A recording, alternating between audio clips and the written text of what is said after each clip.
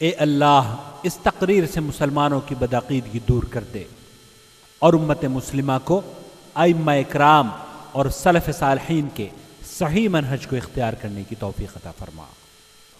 ناظرین اکرام، یہ تقریر آپ کی خدمت میں زیر نگرانی وزارت شؤون الاسلام والاوقاف و دعوت و ارشاد مملکت سعودی عرب کے تعاون سے پیش کرنے کی سعادت حاصل کر رہا ہے۔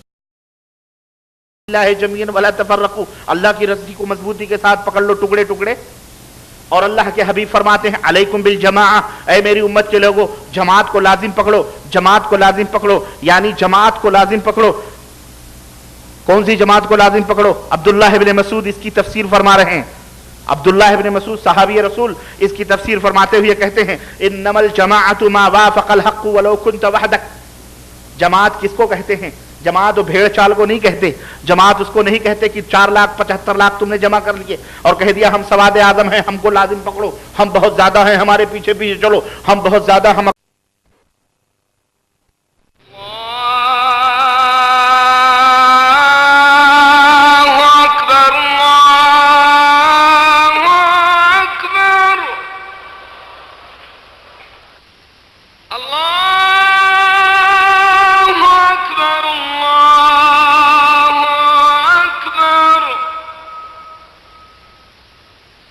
أشهد أن لا إله إلا الله۔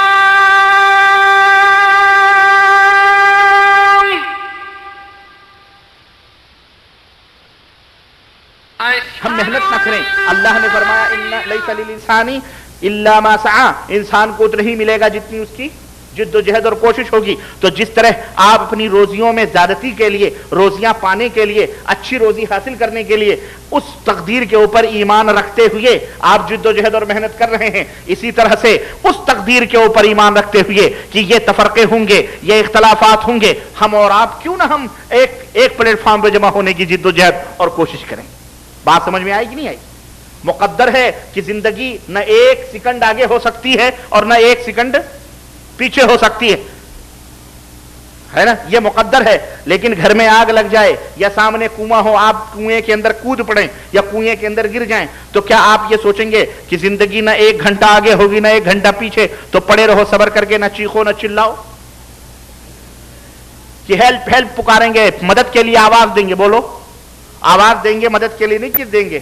ہاں، تو اس کا یہ مطلب نہیں ہے، اس میں کوئی شک نہیں، زندگی نہ ایک لمحہ آگے ہو سکتی ہے نہ ایک لمحہ پیچھے ہو سکتی ہے، لیکن مدد طلب کرنا، مدد مانگنا اور مدد حاصل کر کے نجات حاصل کرنا، یہ اس سے رکاوٹ، ذرائع اور اسباب ڈھونڈنا۔ اللہ تبارک و تعالیٰ نے فرمایا ہے کہ اس دنیا کے اندر ہم نے ذرائع اور اسباب مہیا کیے ہیں، تم ذرائع اور اسباب استعمال کرو۔ تو ہم متحد ہونے کے ذرائع اور اسباب استعمال کر رہے ہیں تاکہ امت محمدیہ کے کلمے اکٹھا ہو جائیں اور ہم اکٹھا ہو کر کے جد و جہد کریں۔ جو نہ اکٹھا ہونا چاہے وہ نہ اکٹھا ہو، لیکن ہم اپنی جد و جہد قیامت تک اس کو جاری اور ساری رکھیں۔ تو اسی طرح سے میرے عزیزو یہ بات سمجھ میں آ جاتی ہے کہ ہمیں اس کا حکم دیا گیا۔ پھر نبی کریم صلی اللہ علیہ وسلم فرما رہے ہیں، اچھا یہ بھی سنو کہ خود نبی کریم صلی اللہ علیہ وسلم نے اللہ نے مقدر کیا ہے، پھر اللہ ہی کہہ رہا ہے کیا؟ وَاعْتَصِمُوا بِحَبْلِ اللَّهِ جَمِيعًا وَلَا تَفَرَّقُوا، اللہ کی رضی کو مضبوطی کے ساتھ پکڑ لو ٹکڑے ٹکڑے۔ اور اللہ کے حبیب فرماتے ہیں علیکم بالجماعہ، اے میری امت کے لوگوں جماعت کو لازم پکڑو، جماعت کو لازم پکڑو، یعنی جماعت کو لازم پکڑو۔ کون سی جماعت کو لازم پکڑو؟ عبداللہ ابن مسعود اس کی تفسیر فرما رہے ہیں۔ عبداللہ ابن مسعود صحابی رسول اس کی تفسیر فرماتے ہوئے کہتے ہیں انما الجماعۃ ما وافق الحق ولو كنت وحدك۔ جماعت کس کو کہتے ہیں؟ جماعت و بھیڑ چال کو نہیں کہتے۔ جماعت اس کو نہیں کہتے کہ 4,75,00,000 تم نے جمع کر لیے اور کہہ دیا ہم سواد اعظم ہیں، ہم کو لازم پکڑو، ہم بہت زیادہ ہیں، ہمارے پیچھے پیچھے چلو، ہم بہت زیادہ، ہم اکثریت میں ہیں اس لیے مان لو۔ اس کو جماعت نہیں کہتے۔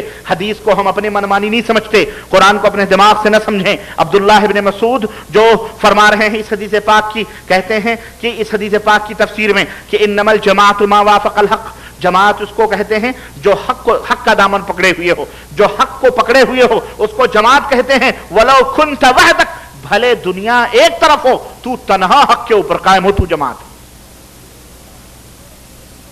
تنہا اکیلا۔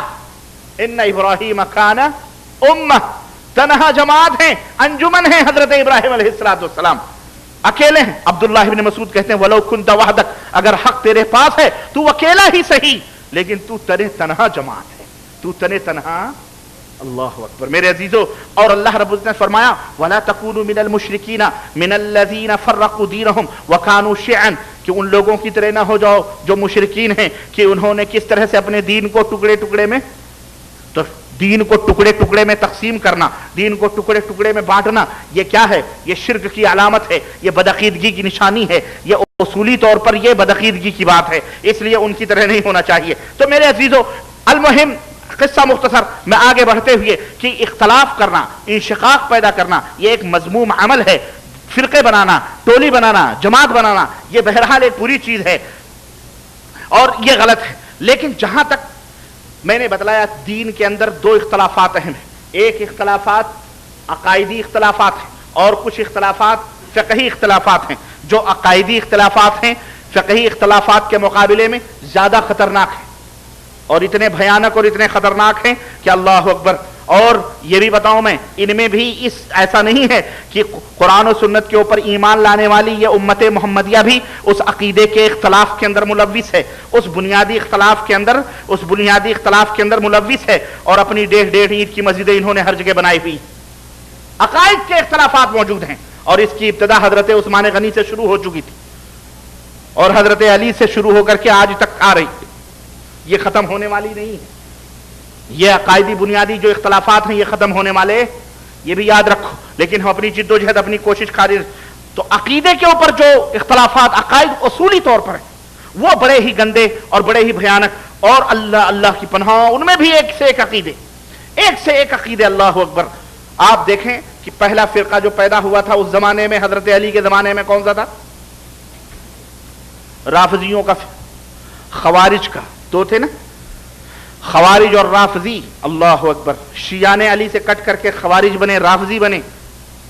ان رافضی شیعوں نے حضرت علی کو اللہ کا مقام دے دیا اور خوارج نے حضرت علی کو جہنمی قرار دے دیا. نہیں پتا ہے یہ حقیقت آپ کو؟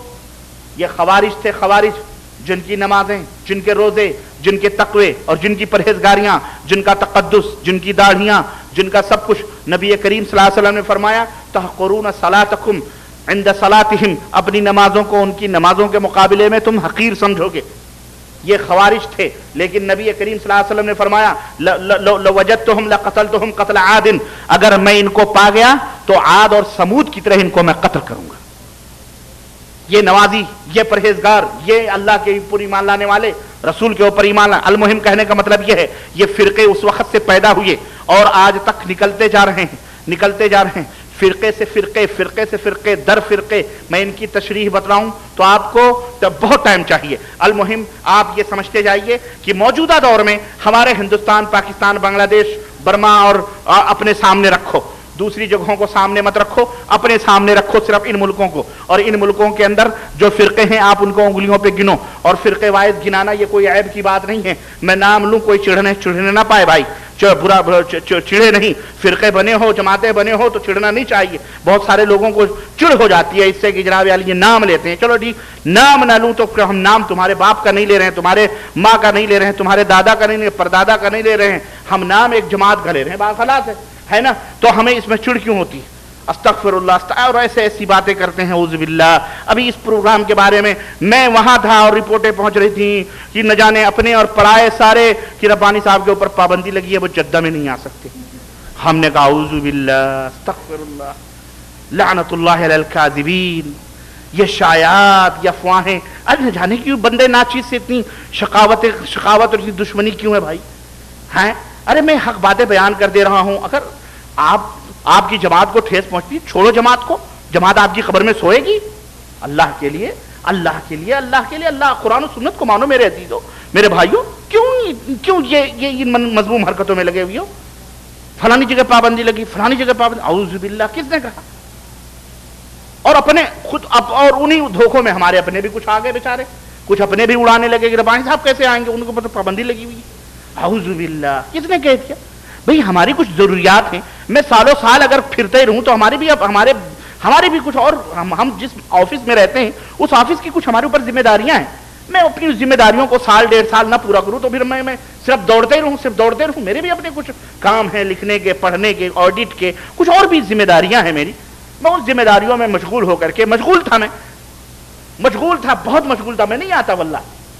لیکن یہ شخص جو ہے اللہ انہیں جزائے خیر دے عاقل بھائی کو، واللہ رو پڑا یہ شخص جب یہ سنا کہ یہ پروگرام نہیں ہوگا. میں ان کا اخلاص اور پھر ان کی جد و جہد کہ یہ پروگرام نہیں ہوگا، کیوں ڈاکٹر صاحب کی مجبوری ہے، وہ کچھ معذرت چاہے. لیکن یہ شخص میں کیا کروں، میں کیا بھائی، یہ مولوی ہوتے تو میں سوچتا اب ہماری آپ ہی لوگوں کی طرح بیچارے یہ بھی. لیکن خیر اللہ تعالیٰ ان کی جد و جہد اللہ قبول فرمائے اور اللہ ان کے اخلاص کو قبول فرمائے کہ آج میں یہاں حاضر ہوں. میں نے کہا بھائی میں نہیں آ سکتا، میرے ساتھ مجبوریاں ہیں اور میں مشغول ہوں. انہوں نے کہا شیخ کچھ بھی ہو، بہرحال عزت کا معاملہ ہے، ورنہ ہمارے عوام ہمارے اخوان. میں نے کہا تو پھر ٹھیک ہے کوئی بات نہیں. مدیر سے بات چیت ہوئی الحمدللہ، اہلا وسہلا. ہم نے کہا چلتے ہیں. تو یہ اصل میں یہ سب افواہیں شایعات لوگ پھیلا پھیلا کر کے خواہ مخواہ جو ہے ہماری نیکیوں میں الحمدللہ اضافہ کر رہے ہیں. اللہ انہیں اس کی توفیق نہ دے، ہے نا، اللہ انہیں ہدایت عطا فرمائے، ہے نا. میری اپنی نیکیوں سے زیادہ ان کی اپنی نیکیاں مطلوب ہیں، اللہ انہیں صحیح راستے کی ہدایت عطا فرمائے. تو عرض کرنے کا مطلب میرے عزیزوں، نام میں بتا رہا ہوں، نام لینا کوئی عیب کی بات نہیں. اب ہمارے ملکوں میں سب سے بڑے بڑے اختلافات کیا ہیں امت کے؟ انگلیوں پہ گن لو، اللہ کی قسم بتاؤ. فقہی اختلافات سائڈ پہ رکھو، فقہی اختلافات کی بات چھوڑو. میں نے کہا بنیادی اختلافات جو عقائد کے اختلافات ہیں، اصولی اختلافات ہیں جس میں کمپرومائز نہیں ہو سکتا، جس کو کیسے حل کیا جائے اس کے اندر. فقہی اختلافات بڑے بسیط ہیں، بڑے مسائل آسان ہیں، کوئی مسئلہ نہیں ہے یار، یہ کوئی مسئلہ ہے. ارے عقیدہ درست ہو جائے، اللہ کی قسم بتلا رہا ہوں، ایمان اور عقیدہ درست ہو جائے، رب ذوالجلال کی قسم نماز سنت کے مطابق ہو جائے گی انشاءاللہ.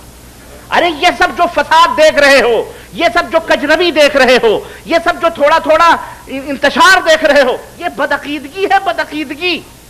وہ پہیا پٹری پہ نہیں ہے، اسی وجہ سے ادھر ادھر جھول ہے. واللہ بدلا رہا ہوں، بدعقیدگی. ورنہ انڈا کھانے کے جواز کا ثبوت حدیث سے ہم سے نہیں پوچھا جاتا کہ بڑے اہل حدیث اپنے اہل سنت کہتے ہو، یہ بتلاؤ انڈا کھانا کہاں لکھا ہے حدیث میں جائز؟ ہاں مفتی ہے، مالیگاؤں کا بہت بڑا مفتی ہے، بہت بڑا، کہتا انڈا کھانا کہاں لکھا ہے؟ ارے یہ جواب کوئی کرسچن، کوئی مسیحی، کوئی کافر سوال کرے تو بھی ہم چلو بھائی اس کو جواب دے دیں. ایک مسلمان اور خود ہڑپ کر رہا انڈوں پہ انڈے، مرغیاں انڈے تو انڈے، مرغیاں ہڑپ کر رہا، وہ کہہ رہا انڈا کھانا. بڑے حدیث کی بات کرتے ہو، بتاؤ حدیث میں کہاں لکھا انڈا کھانا حلال ہے؟ ارے یہ کیا بات ہے بھائی؟ یہ جواب بھی میں ہی دوں؟ تو نہیں، تو مسلمان نہیں ہے، تو دے جواب. تو مفتی ہے، تم نہیں دے سکتے جواب؟ اس طرح کی باتیں کر کر یہ کیوں آخر یہ سوال نکل رہا معلوم ہے؟ یہ اسی الحمدللہ اسی بدعقیدگی کا نتیجہ ہے، کچھ نہیں. یہ بدعقیدگی ہے جو اس کی زبان سے نکل رہی ہے. واللہ بتا رہا ہوں، ایمان اور عقیدے صحیح ہوتے، محمد الرسول اللہ صلی اللہ علیہ وسلم کی عظمتوں کا پاس ہوتا، سنتوں کا لحاظ ہوتا، نبی کی حدیثوں پر عملی طور پر اعتقاد ہوتا، تو یہ زبان نہ کھلتی. یہ زبان کھلتی. یہ سوال کوئی کافر مشرک کرے تو بات الگ، ہم اس کو کہیں یہ اپنا کلمہ گو بھائی ہے، وہ مجھ سے سوال کر رہا ہے بھینس کا گوشت حلال ہے، کہاں لکھا ہے قرآن حدیث؟ واللہ بتا رہا ہوں، ایسے ایسے ہمارے پاس کیسٹیں موجود ہیں اور آ رہی ہیں. وہ کیسٹیں میں لا رہا ہوں، میں دکھاؤں وہ کیسٹیں. میں کیسٹیں الحمدللہ اب یہ جو علماء ہیں ہمارے ملکوں کے، ان کی آوازیں میں بھرتا ہوں اور اس کے بعد تھوڑے تبصرے کرتا ہوں. اب آپ میں سپلائی کرتا ہوں، خود ہی فیصلہ کر لو. ہاں 5 کیسٹیں لا کے دیا ہوں عاقل صاحب کو. ہرزہ سرائیاں، تھپڑاخیں، شرارتیں، کڑواہٹیں، بلبلاہٹیں. ہاں بڑے بلبلائے ہوئے ہیں، وہ سب میں نے ٹیپ کیے ہیں. آپ خود سنو، کچھ کہنے کی ضرورت نہیں ہے. ارے ہم کتابوں کے حوالے دے دے کر کے تھک گئے تو کہنے لگے یہ اپنے آپ لکھتا ہے، اپنی مرضی سے لکھتا ہے. میرے باپ نے پریس لگائے ہوئے تھے، یہ الزامات آئے میرے اوپر کہ یہ خود لکھتا ہے، یہ خود کرتا ہے، یہ جھوٹ بولتا ہے. تب میں نے ویڈیوگرافی شروع کری کہ اب اس میں دیکھو. تو کہنے لگے ویڈیو بنانا حلال ہے کہ حرام ہے؟ ہم نے کہا کچھ بھی ہو، نہ ادھر فرصت نہ ادھر فرصت. میں نے ویڈیوگرافی اپنی مرضی سے نہیں کروائی ہے، میں نے ویڈیو اس لیے بنوائی تاکہ یہ کتابیں آئیں، منظر عام پر، شاشے پر، اسکرین پر یہ عبارتیں آئیں گی، خود بخود آدمی سدھر جائے گا. اب اس کے اوپر بھی الزامات لگانا شروع. ہم نے کہا اب بیٹا میں تمہاری آوازیں اب لوگوں تک سناؤں گا. آواز کا انکار تو کوئی نہیں کر سکتا نا، ہے نا. اب آوازیں میں لایا ہوں, وہ آوازیں میں نے بھری بھری ابھی بنا رہا ہوں, ابھی تو 5 ہی نکلی, ابھی میں بنا رہا ہوں. انشاءاللہ آپ کے سامنے میرا مقصد صرف کیا ہے معلوم ہے, کہ قرآن و سنت کے اوپر آ جاؤ بس.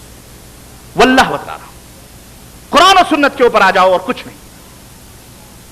چھوڑو یہ سب چیزیں, یہ بکواس, یہ جھگڑے, یہ پھڈے. متحد ہو جاؤ. کیوں لڑتے ہو؟ اور میں بتا رہا ہوں, ابھی بتاؤں گا کہ یہ کیوں لڑتے ہیں کی وجہ. بہرحال میرے عزیزوں, میں کہہ رہا ہوں کہ اب وہاں میں اس لیے ٹھہرا ہوں کہ وہ رلاؤں تو بغاوت ہے, ہنساؤں تو بغاوت والی بات ہے. نام لینے جا رہا ہوں میں بسم اللہ کر کے, اللہ خیر کرے. ہمارے ملکوں کے اپنے جو فرقے ہیں, وہ فرقے آپ لوگ سب جانتے ہیں, ہے نا, کہنے کی ضرورت نہیں ہے. فرقے بندیاں, کوئی قادیانی, کوئی مرزائی. چلیں شروع کرتے ہیں. کوئی قادیانی, کوئی مرزائی, کوئی بہائی, کوئی خوجہ, کوئی اسماعیلی, کوئی برہانی, ہے کہ نہیں, کوئی رافضی, کوئی دیوبندی, کوئی بریلوی, کوئی مودودی, کوئی فلانی, کوئی فلانی. فرقے ہیں, سارے فرقے ہیں. فرقہ کس کو کہتے ہیں معلوم ہے؟ فرقہ کس کو کہتے ہیں؟ جو کٹ کر الگ ہوا اس کو کیا کہتے ہیں؟ فرقہ. فرقہ کہتے ہیں جدا ہو جانے والے کو. 5 بھائی ہیں, ماں باپ کے گھر کو چھوڑ کر یا ان کے بازو میں انہوں نے گھر بنا لیے, ملے بنا لیے, چھوڑا نہیں, گھر ہی سے مل کر کے الگ ہو گئے.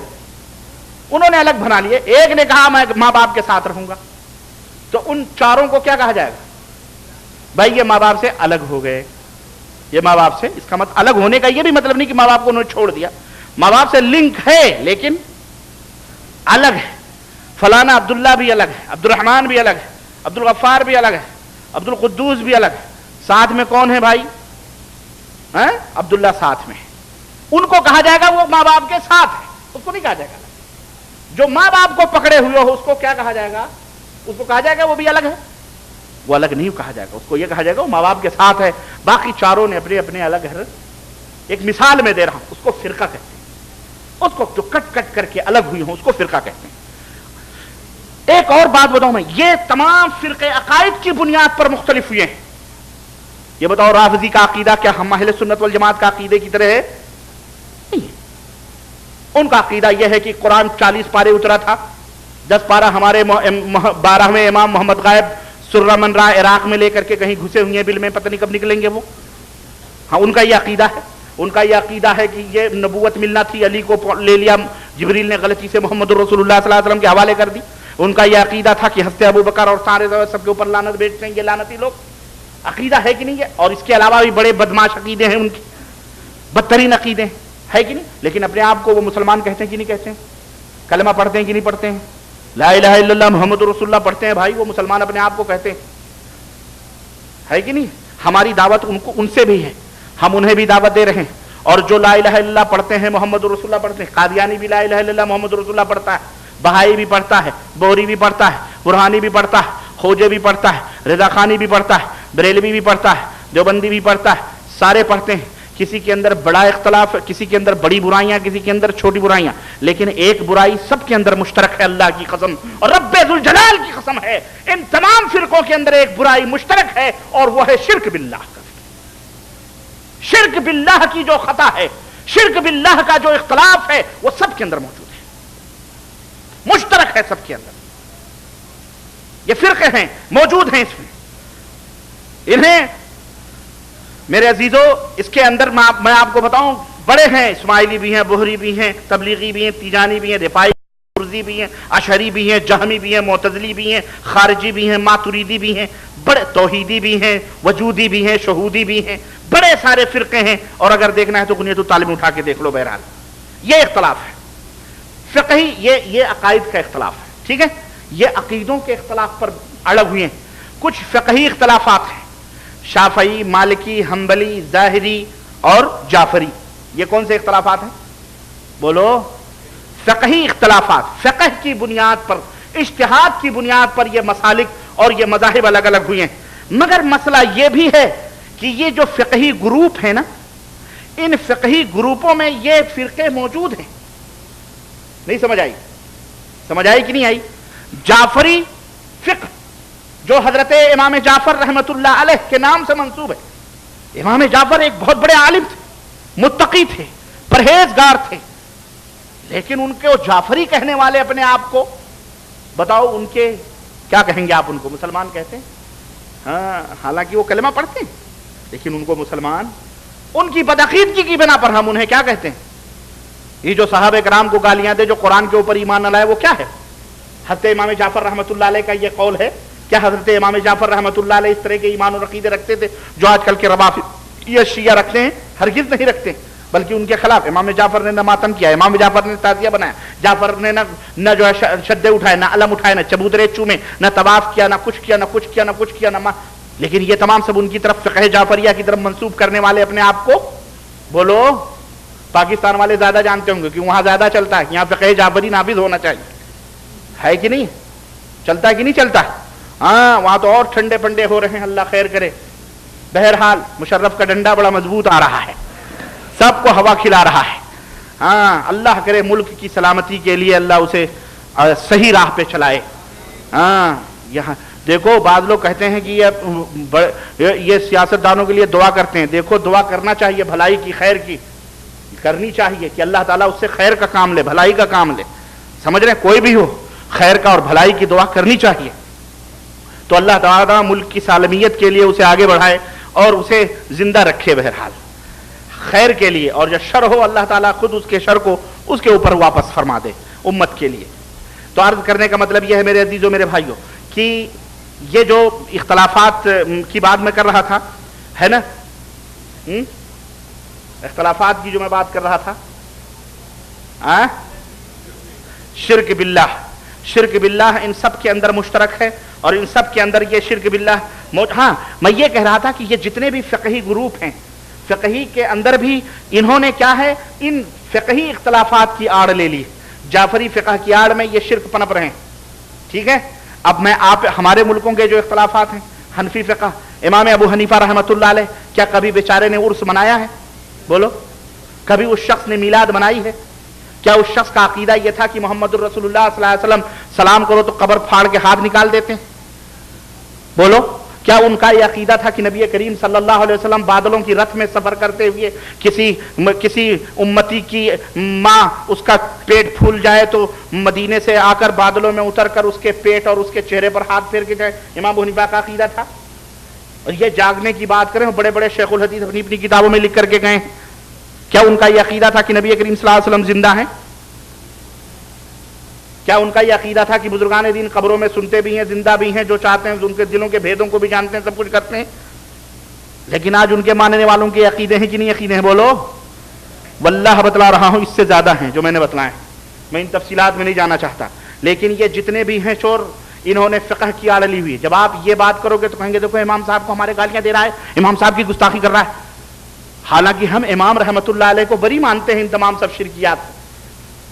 مسئلہ آمین رفع دین کا اور تراوی کا نہیں ہے، یہ تو صرف اچھالا جا رہا ہے، اچھالا اس لیے جا رہا ہے تاکہ تم اسی میں پھنسے رہو، جیسے آج دنیا مسلمانوں کو پھنسا رہی، ایک کو پیٹنا تھا تو فلسطین کو چھوڑ دے دیا، پیٹ ادھر ہم پیٹ رہے ہیں تاکہ ادھر کا مسئلہ بھول جائیں لوگ، اور سارے مشترک اسی فلسطین کی طرف اپنی نظر ڈالے رہیں، سارے پیسے سارے تعاون ادھر ہی جائیں، ہم ادھر خالی کر رہے ہیں، کھلیان میدان صاف ہو رہا، پیٹ رہے ہیں۔ کیا کہ نہیں کیا؟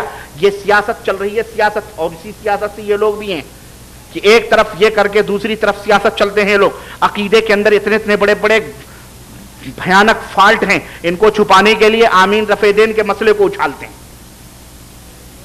ہم کہتے ہیں یہ کوئی مسئلہ نہیں ہے میرے عزیزو، میرے مسلمان بھائیوں، تم سمجھو ذرا، وقت کی نزاکت کو سمجھو، اللہ کی قسم بتلا رہا ہوں، یہ مسئلے بڑے آسان ہیں اور بڑے مسائل بڑے آسان ہیں، اس میں کوئی اختلاف نہیں ہے، اس میں کوئی اختلاف نہیں۔ امام ابو حنیفہ، اگر امام ابو حنیفہ رحمۃ اللہ علیہ کو نکال دو، اللہ کی قسم بات ہی کا حل ہے، کوئی جھگڑے کی بات نہیں ہے اس میں، نہ ہی کسی چیز کا اختلاف ہے، مسئلہ یہاں قرآن و سنت کا۔ المہم میں یہ کر رہا تھا، مشکل یہ آ پڑی ہے کہ آج ان عقائد کے معتقدات باطلہ کو، ان باطل عقیدوں کو فقہ کی آڑ میں پیش کیا جاتا ہے کہ نہیں کیا جاتا ہے، اور اس کی آڑ لے کر امت کو گمراہ کیا جاتا ہے، حالانکہ یہ سارے عقیدے باطل ہیں۔ میں ان کے عقائد کے اوپر جاؤں تو بات بڑی لمبی ہو جائے گی، میں ان کے اوپر نہیں جانتا، میں ان کے اوپر نہیں جاتا، بس اتنا اشارہ کافی ہے، اور عقل مندوں کے لیے اشارہ کافی ہے کہ یہ سارے مسالک یہ سارے فقہی مذاہب بھی ان جڑے ہوئے ہیں، کوئی معتزلی ہے، کوئی ماتریدی ہے، کوئی جہمی ہے، کوئی کہہ رہا ہے اللہ عرش پر نہیں ہے بلکہ اللہ اس کے پیر کے نیچے بھی ہے، نعوذ باللہ، اللہ حمام میں بھی ہے، کہتا اللہ ہر جگہ۔ اس سے پوچھو مولوی سے، اس شیخ الحدیث سے پوچھو این اللہ، اللہ کہاں ہے؟ تو یہ کیا کہتا ہے اشعری؟ کہتا ہے اللہ ہر جگہ ہے۔ اللہ کہاں ہے؟ ہر جگہ ہے، ہر مکان میں موجود ہے، ہر جگہ موجود ہے، استغفر اللہ۔ اس سے پوچھو اللہ تیرے پیر کے نیچے بھی ہے؟ اللہ تیرے اس گندے پیٹ میں بھی ہے؟ اللہ حمام میں بھی ہے؟ اللہ فرماتا الرحمن علی العرش استوى، اللہ کہاں ہے؟ عرش پر مستوی ہے، عرش پر مستوی ہے، اللہ آسمان میں ہے۔ یہ کہتا اللہ ہر جگہ ہے۔ یہی وجہ ہے یہیں سے وحدتی پیدا ہوئی ہے، یہیں سے وحدت الوجود کے عقیدے پیدا ہوئے۔ اللہ جب ہر جگہ ہے تو ذرے ذرے میں اللہ ہے، تو پھر کتا بھی اللہ، بلی بھی اللہ، خنزیر بھی اللہ، ہر جگہ اللہ، سب جگہ اللہ ہی اللہ۔ اس طرح ہفتے ہفتے حمام نہیں جاتے ہیں۔ حضرت جی نے اپنی کتاب میں لکھا ہے کہ سہارنپور کے ایک بہت بڑے امام تھے، بزرگ خادم تھا، ہاں وہ ہفتوں پیشاب پہ خانہ کرنے نہیں جاتے تھے کیونکہ انہیں ذرے ذرے میں انوار الہی نظر آیا کرتے تھے۔ ہاں ماشاءاللہ اب تو ہم سے زیادہ آپ لوگ جانکار ہو گئے، گرو گرو رہ گئے، چیلا شکر ہو گئے، اچھی بات ہے الحمدللہ۔ میرے بھائیوں عرض کرنے کا مطلب ہے یہ بدعقیدگیاں ہیں، یہ بدعقیدگیاں ہیں۔ اب آئے دیکھ، میں سیاسی اختلافات کی بات نہیں کرتا، نہ میں بلکہ اب میں نتیجے پر پہنچ رہا ہوں، اور ان مذکورہ گروپ جو میں نے گروپ ذکر کیے ہیں ان میں ہر ایک آدمی یہی کہتا ہے، یہ بھی بڑے افسوس کی بات ہے اور ہمارے لوگ سمجھ نہیں پاتے ہیں، ان میں ہر ایک آدمی یہی کہتا ہے کہ جی قرآن و سنت پیش کر رہے ہیں ہم، قرآن کے اوپر متحد ہو جاؤ، حدیث کے اوپر متحد ہو جاؤ، اور ہر کہتے نہیں کہتے، اور ہر ایک کہتے ہیں ہم قرآن پیش کر رہے ہیں، اور ایک سوچتا ہے اب اس میں اتحاد کی، لیکن ہر ایک کہتا ہے کہ ہم اتحاد کی دعوت دے رہے ہیں، وہ بھی کہہ رہا ہے ہم اتحاد کی دعوت دے رہے ہیں، اور متحد ہو جاؤ، وہ فلانے حضرت علامہ بھی پکار رہے ہیں، وہ مفکر ملت بھی اپنے اسٹیٹ سے مسلمانوں متحد ہو جاؤ، مسلمانوں فرقے بندی نہ کرو، جبکہ خود فرقے بندیوں میں بٹا ہوا ہے وہ شخص، خود گروپ ہے، وہ خود بٹا ہوا ہے، لیکن اس کے باوجود بھی اتحاد کے نعرے لگا رہا ہے۔ ٹھیک ہے، لیکن ان کے یہاں اتحاد کا تصور کیا ہے؟ یہ جو میں نے فرقے بتلائے ہیں، ان فرقوں کے ہاں اتحاد کا تصور کیا ہے؟ ان فرقوں کے ہاں اتحاد کا تصور یہ ہے کہ تم اپنی پارٹی چھوڑ کر ان کی پارٹی میں بولو، اگر تم شافعی ہو تو شافعیت کو ترک کر کے، تیاگ کر کے حنفی بن جاؤ، اور اگر تم حنفی ہو تو حنفیت کو چھوڑ کر کے، اگر تم بریلی ہو تو بریلویت کو چھوڑ کر کے دیوبندی بن جاؤ، اور ایک دیوبندی یہ چاہتا ہے، بریلوی یہ چاہتا ہے کہ تم دیوبندیت چھوڑ کر کے کیا ہو جاؤ، یہی تو ہے نا۔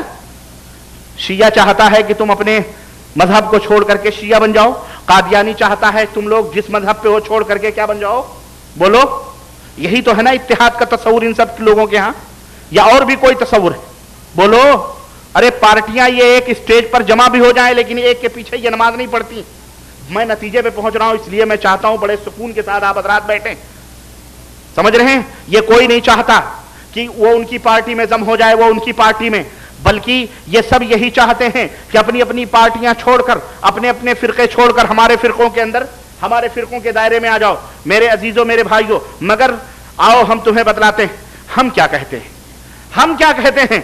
ہم ایک بات کہتے ہیں کہ اے دنیا کے لوگوں، اے کلمہ لا الہ الا اللہ محمد الرسول اللہ پڑھنے والوں، ہمیں ذرا ایک بات بتلاؤ، تم یہ بتلاؤ تمہارے درمیان کبھی جھگڑا ہوتا ہے کہ نہیں ہوتا ہے؟ تمہارے درمیان کبھی لڑائی ہوتی ہے کہ نہیں ہوتی ہے؟ تمہارے درمیان کبھی اختلاف ہوتا ہے کہ نہیں ہوتا ہے؟ تو تم کیا کرتے ہو؟ تمہاری بستی، تمہارے گاؤں، تمہارے شہر میں اگر کوئی اختلاف پیدا ہو جائے تو تم کیا کرتے ہو؟ تم اپنے بڑے کے پاس جاتے ہو کہ نہیں جاتے ہو؟ بڑا ڈھونڈتے ہو کہ نہیں ڈھونڈتے ہو؟ بولو۔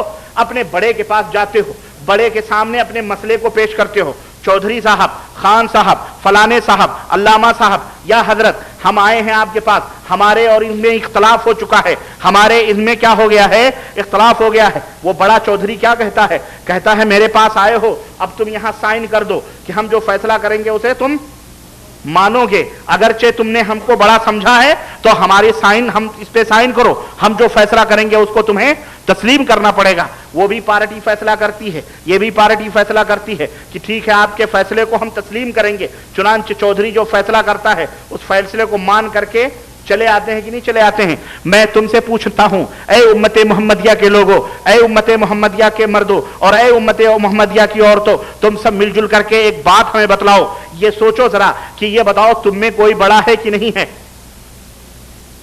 تم میں اختلافات ہو گئے، کوئی عیر گھاٹ جا رہا ہے، کوئی بیر گھاٹ جا رہا ہے، کوئی مشرق میں جا رہا ہے، کوئی مغرب میں جا رہا ہے، کوئی قبر پوج رہا ہے، کوئی شدے پوج رہا ہے، کوئی قبر والے کو عالم الغیب سمجھ رہا ہے، کوئی فلانے کو بلا رہا ہے، کوئی ڈھکانے کو بلا رہا ہے۔ ارے فقہی اختلافات کو ایک طرف رکھو، معتقدات کے اعتقادات کو لے لو۔ صرف جو عقائد بنیادی اختلافات ہیں، ان اختلافات کے اوپر نہ جانے کیسی کیسی گھناؤنی شرک جو یہود و نصارہ اور برہمنیت اور صوفیت کے اندر سے آئے ہوئے تھے وہ آج امت مسلمہ کے اندر پہنچ چکے ہیں۔ میں تم سے پوچھنا چاہتا ہوں کہ تم میں کوئی بڑا ہے یا نہیں ہے؟ تمہارا کوئی بڑا ہے یا نہیں ہے؟ بولو، تمہیں کوئی بڑا ہے یا نہیں ہے؟ اگر تمہیں نہیں معلوم ہے تو آؤ ہم تمہیں بتلائیں تقدیر امم کیا ہے۔ ہمارا بڑا وہ ہے جسے اللہ نے بڑا بنایا ہے، جسے اللہ نے بڑا بنایا ہے، اور اس کی شان ورفعنا لک ذکرک ہے۔ وہ مدینے والا جس کے بارے میں اللہ نے فرمایا کہ اے نبی ہم نے تیری رفعت کو بلند کیا ہے۔ جہاں جہاں رب کا کلمہ پڑھا جاتا ہے وہاں وہاں اس بڑے کا کلمہ ساتھ ساتھ، جہاں جہاں رب کی توحید کی صدا سنائی دیتی ہے رسول کی رسالت کی آوازیں وہاں ضرور گونجتی ہیں، اور وہ بڑا اللہ اکبر۔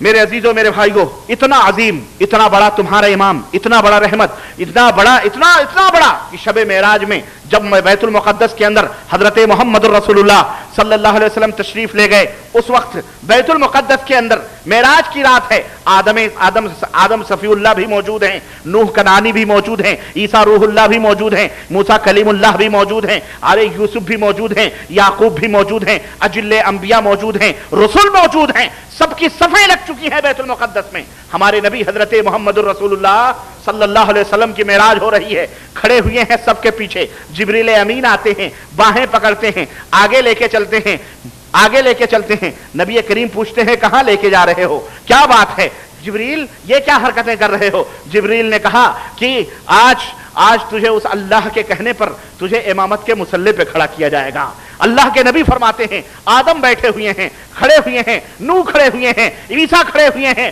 موسیٰ کھڑے ہوئے ہیں، بڑے بڑے ابراہیم باپ کھڑے ہوئے ہیں، بڑے بڑے لوگ کھڑے ہوئے ہیں، لیکن حضرت جبریل کہتے ہیں یہ سارے کے سارے تیرے مقتدی بنیں گے، تو ان سب کا امام بنے گا۔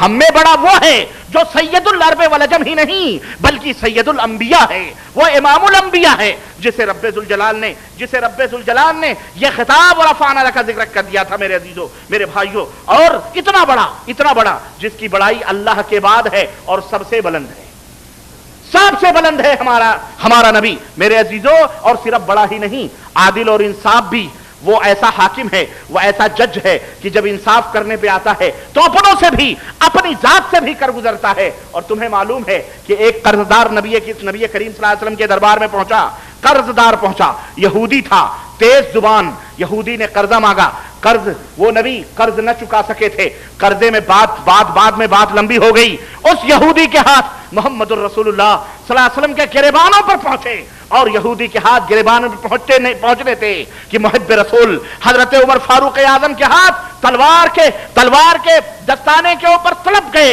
تلوار نکال لی حضرت عمر فاروق اعظم نے۔ نبی بھول گیا اپنے قرضے کو، نبی بھول گیا اس یہودی کے پکڑے ہوئے گریبان کو، نبی کھو گئے حضرت عمر کے اس جوش میں، اور کہا عمر ہرگز تلوار اس کے اوپر نہ اٹھانا، یہ حقدار ہے، یہ اپنا حق مانگ رہا ہے، اس کو اگر گریبان پکڑنے، اگر ہم اس کا قرضہ نہیں دے سکتے تو اسے میرا گریبان پکڑنے کا اس کو حق حاصل ہے، اسے کچھ مت کہو۔ ایسا انصاف کرنے والا کہ اس کے دربار میں کچھ سفارشی پہنچے کہ فلانے قبیلے کی عورت نے ایسی چوری کی ہے، اس کو معاف کیا جائے کیونکہ بڑے قبیلے کی بیٹی ہے، اس محمد الرسول اللہ نے یہ جواب دیا تھا کہ واللہ والذی نفسی بیدہ لو ان فاطمہ بنت محمد سرقت لقطعت یدہا، رب ذوالجلال کی قسم ہے تم سفارش کرنے آئے ہو، اگر فاطمہ محمد کی بیٹی بھی چوری کرتی تو محمد اس کے بھی ہاتھ کاٹ دے۔ وہ اتنا عادل ہے، وہ اتنا بڑا حاکم ہے، وہ اتنا بڑا جج ہے، وہ اتنا انصاف کرنے والا ہے کہ اپنے پرائے میں کبھی تفریق نہیں کرتا ہے۔ وہ سب سے بڑا عادل، اور جس کے عدالت کی قسمیں خود اللہ عز و جل نے قرآن کریم میں کھائی ہیں، فلا وربک لا یؤمنون حتی یحکموک فیما شجر بینہم ثم لا یجدوا فی انفسہم حرجا مما قضیت ویسلموا تسلیما۔ اے میرے رسول تیرے رب کی ذات کی قسم ہے، تیرے رب کے ربوبیت کی قسم ہے، اگر یہ مسلمان مومن نہیں ہو سکتے جب تک کہ یہ تجھے اپنے اختلافی مسئلوں میں کیا نہ بنا لیں، حاکم نہ بنا لیں، جج نہ بنا لیں. ثم لا یجدوا فی انفسہم حرجا مما قضیت، پھر آپ جو فیصلہ کر دیں اپنے دلوں کے اندر کوئی کجی محسوس نہ کریں، کوئی شک یا شبہ یا ظن یا گمان کی کوئی فضا نہ محسوس کریں. وَيُسَلِّمُوا تسلیما، اور مکمل طور پر تسلیم نہ کر لیں جب تک یہ مومن ہو سکتے نبی کے فیصلے کو. اللہ فرماتا ہے فَإِن تَنَازَعْتُمْ فِي شَيْءٍ فَرُدُّوهُ إِلَى اللَّهِ والرسول، اگر تمہیں کسی معاملے میں اختلاف ہو گیا ہے، تمہیں کسی معاملے میں اختلاف ہو گیا ہے تو فردوہ الی اللہ والرسول، میں نتیجے پہ آ رہا ہوں، اسے اللہ اور اس کے رسول کی طرف لوٹا دو. اور پھر اسی جج اور اسی حاکم کے ہاتھ میں رب ذوالجلال نے قرآن جیسی کتاب دی، اور قرآن جیسی کتاب دے کر کے اس زمانے میں جب لوگ اسلام کے نام پر مختلف تھے، عیسائی بھی کہہ رہے تھے کہ ہم عیسیٰ کے ماننے والے ہیں، یہودی کہہ رہے تھے کہ ہم یہود کے ماننے والے ہیں، اور کفار مکہ بھی کہہ رہے تھے ابراہیم سے ہمارا ناتا ہے. وقالت یہودیوں نے کہا ابراہیم سے ہمارا بھی رشتہ ہے، نصرانیوں نے کہا ابراہیم سے ہمارا بھی رشتہ ہے، کفار مکہ نے کہا ابراہیم سے ہمارا ہی رشتہ ہے. تو اس وقت محمد الرسول اللہ صلی اللہ علیہ وسلم نے اور محمد الرسول اللہ بھی کہہ رہے تھے کہ ہمارا بھی. بولو 4 پارٹیاں تھی کہ نہیں تھی؟ 4 فرقے تھے. یہودیوں کا فرقہ الگ تھا، نصرانیوں کا فرقہ، کفار مکہ کا فرقہ، محمد الرسول اللہ صلی اللہ علیہ وسلم کی جماعت. 4 تھے کہ نہیں؟ یہ 4 بڑے خطرناک ہوتے ہیں. آگے یہ چاروں کے اندر اختلاف ہوا، یہ چاروں کے اندر اختلاف ہوا. اس کا حل کیا ہوا اس زمانے میں اختلاف. یہودی کیا کہتے تھے کہ حضرت ابراہیم کون ہیں؟ بولو، یہودی ہیں. نصارہ کہتے تھے حضرت ابراہیم کون ہیں؟ نصرانی ہیں. اور مشرکین کہتے تھے کہ ابراہیم کے دین پر ہم ہیں، اور پیارے رسول اور ان کے ماننے والے کہتے تھے ابراہیم کے دین پر ہم ہیں. بات ذرا غور سے سننا. اس مسئلے کو حل کیا گیا. موجودہ دور میں بھی بالکل یہی معاملہ ہو رہا ہے، بالکل یہی معاملہ ہے. ہر پارٹی کر رہی ہے محمد الرسول اللہ کا کلمہ پڑھنے والے ہم ہیں، قبر کا پجاری بھی کہہ رہا ہے ہم ہیں، نور بشر ماننے والا نور ماننے والا ہم ہیں، بشر ماننے والا کہہ رہا ہم بھی ہیں، مردوں کو زندہ سمجھنے والا کہہ رہا ہم بھی ہیں، نبی کو عالم الغیب سمجھنے والا کہہ رہا ہم بھی ہیں، چدوں کا پجاری ہم بھی ہیں، تازیوں کا پجاری ہم بھی ہیں، صحابہ کو گالیاں دینے والا کہتا ہم بھی محمد رسول اللہ کو مانتے ہیں، اس کو قادیانی کو نبی ماننے والا وہ بھی کہتا ہے ہم محمد رسول اللہ کو مانتے ہیں. بہری بھی کہہ رہا ہے، تیجانی بھی کہہ رہا ہے، رفاعی. مسلمان مختلف ٹکڑوں میں تقسیم ہو چکا ہے. اب ہم کیا کریں ایسے سچویشن میں ہمارے پاس کیا حل ہے کہ ہم ان کو جمع کریں، ہم ان سے استدعا کریں، ہم ان سے درخواست کریں. تو ہمیں محمد الرسول اللہ صلی اللہ علیہ وسلم یاد آتے ہیں کہ محمد الرسول اللہ صلی اللہ علیہ وسلم کے رب نے اس زمانے میں کیا فیصلہ کیا تھا. تو اللہ آواز دیتا ہے عرش سے، قل یا اہل الکتاب، اپنے نبی کو تعلیم دیتا ہے، اے میرے حبیب، اے میرے نبی، ان اہل کتاب سے کہہ دو جو یہ آپس میں کہتے ہیں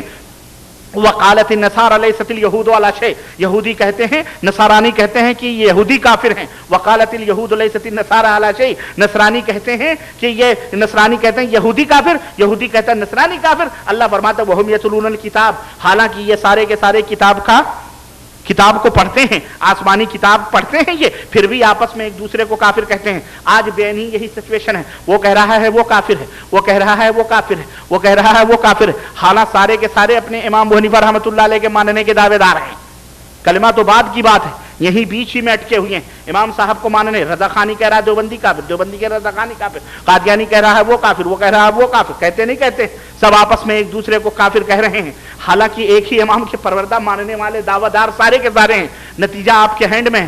اللہ فرماتا ہے قل یا اہل الکتاب تعالوا الی کلمۃ سواء بیننا وبینکم. آج یہ آیتیں اہل کتاب کے لیے تھیں، لیکن افسوس یہ ہے کہ محمد الرسول اللہ صلی اللہ علیہ وسلم کی یہ نبوت کی شان تھی کہ وہ بولتے تھے اپنی زبان سے، لیکن بات اللہ کی ہوتی تھی، زبان نبی کی ہوتی تھی. اس نبی نے کہا تھا لَتَتَّبِعُنَّ سُنَنَ مَنْ كَانَ قَبْلَكُمْ شِبْرًا بِشِبْرٍ. ایک زمانہ آئے گا کہ تم پچھلے لوگوں کے نقش قدم پر قدم سے قدم ملا کر کے چلو گے. کہنے لگے صحابہ نے کہا اے اللہ کے نبی کیا وہ یہود و نصارہ ہوں گے؟ آپ نے فرمایا فمن، ان کے علاوہ اور کون ہوگا؟ آج یہ امت محمدیہ کے بیشتر لوگ یہود و نصارہ کے نقش قدم پر چل کے بالکل اسی چوراہے پہ کھڑے ہوئے ہیں جہاں یہود و نصارہ کھڑے ہوئے تھے. اب آیت کریمہ آواز دیتی ہے قل یا اہل الکتاب، اے اہل کتاب اور ان کے نقش قدم پہ چلنے والوں، تعالوا الی کلمۃ سواء بیننا وبینکم، آؤ ہم تمہیں اتفاق کی ایک راہ بتلاتے ہیں، اتحاد کی ایک کے ذرّی اصول بتلاتے ہیں، ہم اتحاد کرتے ہیں،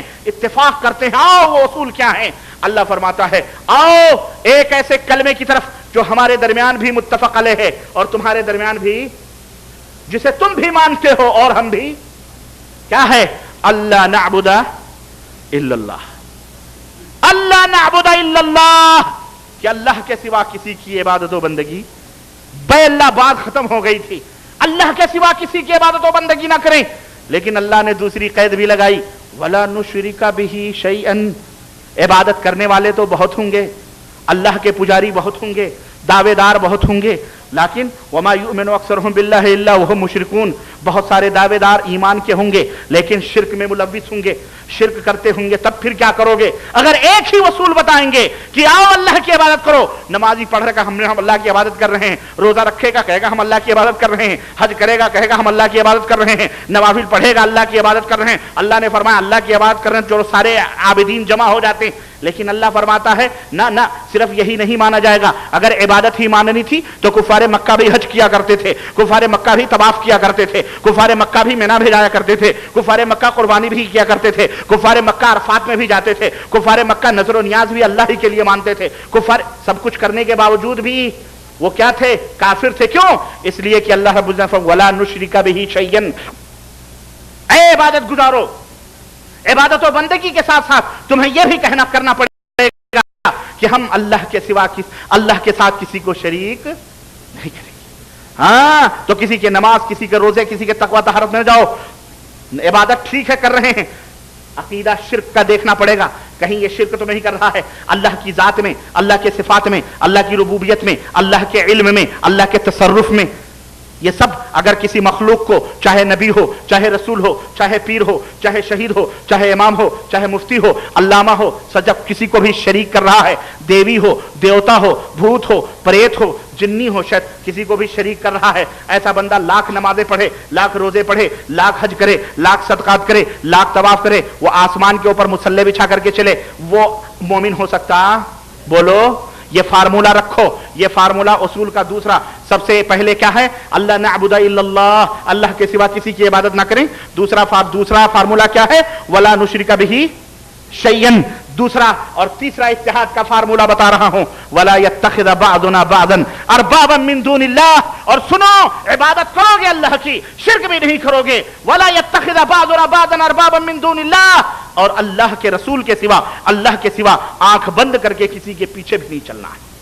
اللہ کے سوا کسی کو رب بنانا، ہم میں کوئی بعض کو رب نہ بنائے، ولا یتخذ بعضنا بعضا اربابا من دون اللہ، ہم میں بعض کو رب نہ بنائے۔ جب یہ آیت کریمہ نازل ہوئی اور دوسری آیت کریمہ نازل ہوئی جس میں اللہ رب العزت نے فرمایا کہ اتخذوا احبارهم ورهبانهم اربابا من دون اللہ، ان یہودیوں نے، ان نصرانیوں نے اللہ کے سوا دوسروں کو، اپنے پیروں کو، اپنے مولویوں کو، اپنے علماؤں کو کیا کر لیا؟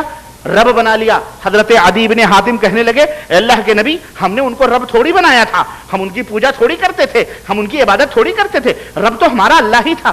اللہ کے نبی نے فرمایا یہ بتلاؤ، وہ جس چیز کو حلال کہتے تھے تم حلال سمجھتے تھے، جس چیز کو حرام کہتے تھے حرام سمجھتے تھے؟ کہنے لگے ہاں۔ بولے یہی تو رب بنانا ہوا۔ یہ اتھارٹی کس کو حاصل ہے؟ اللہ کو حاصل ہے۔ یہ اتھارٹی اللہ کو حاصل ہے۔ اللہ جس چیز کو چاہے حلال کرے اور جس چیز کو چاہے حرام کرے۔ لیکن اگر یہ بیماری امت کے اندر موجود ہے تو یہ کہا گیا ولا یتخذ بعضنا بعضا اربابا من دون اللہ، کوئی کسی کی تقلید نہ کرے، کوئی کسی کی تقلید، اور تقلید کہتے ہی آنکھ بند کر کے بھیڑ چال کسی کے پیچھے دوڑنے کو۔ کوا کان لیے جا رہا ہے، اپنا کان نہیں دیکھ رہا ہے بلکہ اسی کے پیچھے۔ ہاں، محقق بنو۔ تو میرے عزیزو، اتحاد کے یہ ذرّی تین اصول ہیں۔ کیا؟ بولو، اللہ نعبد الا اللہ، اللہ کے سوا کسی کی عبادت، ولا نشرک بہ شیئا، اللہ کے ساتھ کسی کو شریک، ولا یتخذ بعضنا بعضا اربابا من دون اللہ، اللہ کے سوا کسی کو رب نہ بنائیں۔ رب بنانے کا مطلب سمجھ گئے آپ کہ ان کی ہم تقلید نہ کریں، ان کے پیچھے آنکھ بند کر کے نہ چلیں۔ میرے عزیزو، اللہ فرماتا ہے کہ فَإِن تَوَلَّوْا، یہ تین اصول سب کے سامنے رکھو، اگر وہ مان لیں تو ٹھیک ہے۔ فَإِن تَوَلَّوْا، اگر وہ منہ پھیر لیں، فَقُولُوا اشْهَدُوا بِأَنَّا مُسْلِمُونَ، تو کہو جاؤ ہم ہی مسلمان ہیں، گواہ رہو کہ ہم ہی مسلمان ہیں، تم مسلمان اللہ اکبر. یہ اصول ہمارے رب نے بتلائے. اور امام مالک کیا کہہ رہے ہیں؟ لن يصلح آخر هذه الامه الا بما صلح به اولها، کہ یہ امت اس امت کی اصلاح انہی دواؤں سے ہو سکتی ہے جن دواؤں کو محمد الرسول اللہ صلی اللہ علیہ وسلم کے زمانے میں آزمایا گیا تھا. یہی دوائیں تھیں اس زمانے میں آزمائی گئی تھیں تو فرقے مٹے تھے، شرک کی جڑیں ختم ہوئی تھیں، متحد ہوئے تھے، لوگ ایک پلیٹ فارم پہ آئے تھے اور دنیا مغرب و مشرق کے اوپر چھا گئے. افریقہ کے فضاؤں میں ان کی صدائیں گونجیں، تکبیر کے نعرے گونجے اور مشرق و مغرب کو انہوں نے ایک کر دیا. اللہ کی رحمتیں نازل ہوئی، اتحاد پیدا ہوا. آج بھی وہی بیماریاں ہمارے اندر پیدا ہوئی ہیں جو پچھلے لوگوں میں پیدا ہوئی تھیں، اس کا علاج بھی وہی ہے. کیا؟ فَإِن تَنَازَعْتُمْ فِي شَيْءٍ فَرُدُّوهُ إِلَى اللَّهِ وَالرَّسُولِ، اللہ اور اس کے رسول کی طرف پلٹ کے جاؤ. دیکھو اللہ کیا فیصلہ فرما رہا ہے، محمد الرسول اللہ کیا فیصلہ فرما رہے ہیں. اور اقبال نے کہا تھا وہی تیری بیماری وہی نامحکمی دل کی، وہی ہے تیری بیماری وہی نامحکمی دل کی، علاج اس کا وہی آب نشاط ہے ساقی، علاج اس کا وہی آب نشاط ہے ساقی. اور وہ آب نشاط رب کا قرآن ہے اور مدینے والے کا فرمان ہے. یعنی ایک ہاتھ میں قرآن اور ایک ہاتھ میں محمد الرسول اللہ صلی اللہ علیہ وسلم کا فرمان. میرے عزیزو، یہ ہیں فارمولے اتحاد و اتفاق کے. اب اس فارمولے کے اوپر تم بھی آ جاؤ، بریلوی تم بھی آ جاؤ، رضا خانی تم بھی آ جاؤ، دیوبندی تم بھی آ جاؤ، رافضی تم بھی آ جاؤ، قادیانی تم بھی آ جاؤ، سارے کے سارے آ جاؤ. اب تم اپنے اپنے عقیدے بتلاؤ قرآن و سنت کے مطابق. کس کے مطابق؟ قرآن و سنت کے مطابق تول لو. اللہ کے رسول فرما رہے ہیں، اللہ کے رسول اگر یہ فرمائیں کہ اللہ کے سوا فلانے بھی غیب جانتے ہیں، اللہ کے رسول نے اگر یہ فرمایا ہو کہ میں فضاؤں میں مرنے کے بعد بھی آؤں گا، میں تمہارے سینوں کے بھیدوں کو جانتا ہوں، عالم الغیب ہوں، اگر اللہ کے نبی نے کہا ہو کہ میں بشر نہیں ہوں، میں نور ہوں، اللہ کے کوئی مسئلہ نہیں، ہم ماننے کے لیے تیار ہیں.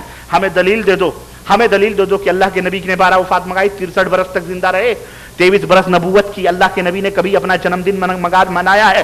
اللہ کی قسم اگر تم ثبوت پیش کر دو کہ محمد الرسول اللہ نے منا رہے، محمد کی بات چھوڑو صلی اللہ علیہ وسلم، تم ابو بکر سے ثبوت پیش کر دو، تم عمر سے، ارے عمر اور ابو بکر اور عثمان اور علی کو بھی چھوڑو. جس امام کا تم کلمہ پڑھتے ہو اور کہتے ہو ہم فلانے ہیں، میں کہتا ہوں تم ان کا کوئی ضعیف قول بھی بتلا دو کہ اس امام نے محمد الرسول اللہ صلی اللہ علیہ وسلم کا جنم دن یا عید میلاد النبی یا 12 وفات منایا ہو. رب ذوالجلال کی قسم ہے ہم تمہارے پیچھے، ہم 12 وفات بھی ختم ہو جائے پھر بھی ہم تمہیں جنم دن منانے کے لیے ہم تمہارے ساتھ تیار ہے. کوئی ثبوت؟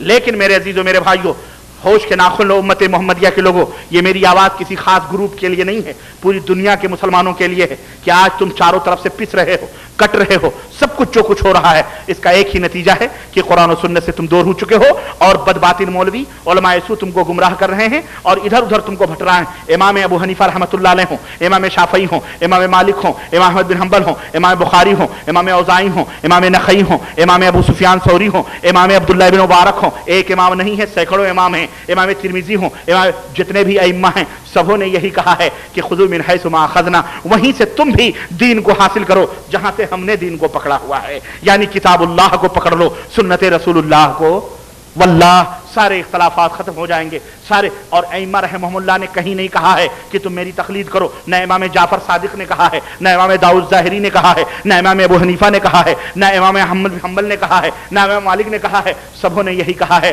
لا تقلدونی، ہماری تقلید نہ کرو، قرآن و سنت کو لازم پکڑو. اس لیے میرے عزیزوں، میرے دوستوں، میرے بھائیوں، ان ائمہ کی باتوں کے اوپر کم از کم عمل کرتے ہوئے آپس میں اتحاد پیدا کرو. اللہ کی قسم آمین رفع دین کا کوئی مسئلہ نہیں ہے، عقائد درست ہو جائیں گے، آمین رفع دین کہلوانے کی ضرورت ہی نہیں پڑے گی، خود ہی کہنے شروع کر دو گے. کیوں؟ دلوں کے اندر شمع جلے گی کتاب و سنت کی، خود تمہاری سمجھ میں. لیکن جب تک یہ بدعقیدگی کا پردہ پڑا ہوا ہے، چاہے مولوی ہو، چاہے مفتی ہو، چاہے دارالعلوموں کے اسٹیجوں پہ بیٹھے ہو، چاہے تم بھی گالیاں دو، جتنا بھی دل میں آئے دو، کوئی بات نہیں، ہم برداشت کریں گے. لیکن آ جاؤ قرآن و سنت کے اوپر. ہماری یہی التجا ہے، ہماری یہی دعوت ہے، ہماری یہی پکار ہے اور ہمارا یہی آوازہ ہے. اللہ ہم سب کو کتاب و سنت پہ چلنے کی توفیق عطا فرمائے، امت محمدیہ کو ایک ڈگر عطا فرمائے اور مختلف راستوں سے بچنے کی توفیق عطا فرمائے. آمین یا رب العالمین. وصلی اللہ علی نبینا محمد وعلی آلہ وصحبہ اجمعین. والسلام علیکم ورحمۃ اللہ.